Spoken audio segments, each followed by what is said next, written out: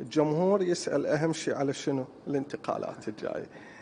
قبل التعاقد مع لاعبين جدد، أنتم بعض ركائز الفريق ممكن حكيتوا وياهم، قعدتوا وياهم، جددتوا وياهم؟ هي مسألة مهمة جدا. هسه هذا هو حديث شاغل العالم والجمهور بصورة عامة. وأنا قبل يعني تقريبا ما يقارب فترة ليست بالقصير حكيت مع اللاعبين، قلت لهم احنا خلال هذه المرحلة يجب أن نركز على بطولة الدوري. يعني واحنا أغلب اللاعبين موجودين حاليا بالفريق وعملة الفريق احنا متمسكين بهم. هسه اكو كلام بان فلان لاعب موقع ويا صارت اتهامات على اللاعبين مثلا بكل وضوح، طلعوا الجمهور قالوا علي محسن جلال ما يقبل يلعب الا يقول اعطوني هيك، اكو هيك موضوع؟ لا هذا الكلام مو دقيق. لا مو بالعكس مو يعني دقيق. جلال بريء من هاي التهمه؟ لا كابتن جلال اجى منتخب عنده اصابه بمباراه مع منتخب عمان، في منتخب الاردن في عمان، وحاليا يعني بده يتماثل للشفاء ان شاء الله. يعني جلال ما قال لكم انطوني فلوس زيدون؟ لا الكلام عاري عن الصحه.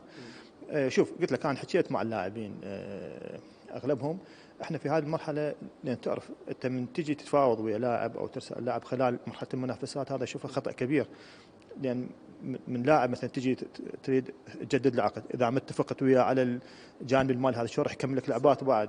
من يسمع مثلا اتفقت ويا سين وصاد من اللاعبين ما اتفقت وياه، راح تصير بلبله بالفريق. وايش لازم انتم خالين مثلا؟ تسالني احنا صار لنا فتره طويله نحدد منه يعني العمليه الاساسيه الفريق. بالنسبه بالمية باقي اغلب اللاعبين يعني شوف شوف من الخطا بين هاي مجموعه اللاعبين اللي خلال مرحلتين هي تنافس على الدوري وقاب قوسين ادنى من ان تاخذ بطوله الدوري ومتصدر الدوري لفتره طويله، ان تفرط بها. يعني تقريبا بالمية باقي، يعني اغلب اللاعبين ان شاء الله احنا من جانبنا متمسكين بهم. هسه يبقى لاعب يريد يبقى ما يبقى بعد هذا بحث اخر، بس احنا من جانبنا وانا تكلمت مع اللاعبين بصراحه بان احنا متمسكين باغلب الصراحه. اللاعبين هم قاموا يدورون وياكم مبالغ عاليه؟ بعدنا احنا مو فاتحين هذا الموضوع، ما متناقشين به ابد. لا اعداد الجمهور منين يجيب هذا الحكي؟ يعني 400 500 هذا اللاعب طلب؟ لا هسه شوف، هسه هي فتره انتقالات وهذا شيء طبيعي بان كل لاعب يتمنى المبلغ الاكثر اللي حصله، لكن هم النادي له حدود. يعني تعرف احنا هم محددين بميزانيه معينه. تعرفون المفروض شلون تتفاوضون؟ عندكم ناس لها خبره بهالموضوع. اكيد قلت لك احنا عندنا نتحرك على ضوء حاجه الفريق وعلى ضوء الميزانيه المحدده لك. فذن هاي شلون توازن انت راح شلون تشكل فريق. أسئلة هواية. أي صدرك رحب. هن ما الجمهور وأنت عاشت ايدك يعني حمية أيضا لاعب مهم عندك مثل جلال حسن من الشائعات.